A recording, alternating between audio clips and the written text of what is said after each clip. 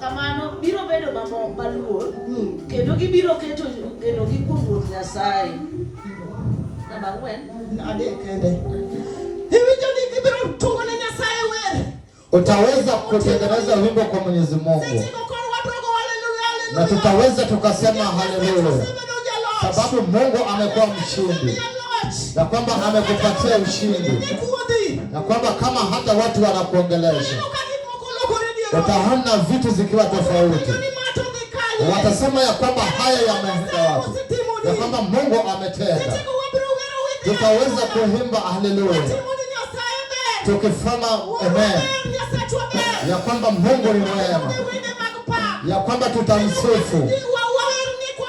Tutaimba na kumsifu. Sababu amekutoa katika matope. Na hata kwa mzigo ambaye amekuondolea. Ya kwamba uzito uliokuwa nayo anamrudishia Mungu shukrani. Sababu ni Mungu wa ukweli. Ni Mungu wa ukweli. Ameaibisha shetani. Wakasema huyu ni akomereu mkosile. Ya kwamba mtu ni Mwenyezi Mungu. Ya kwamba kile ambacho tunaona mbona haitendeki. Ya kwamba Mungu ameweza kuwa mshindi. Wakasema kufanya sifa. Wakasema Mungu amesema. Wakasema haleluya haleluya. Amen.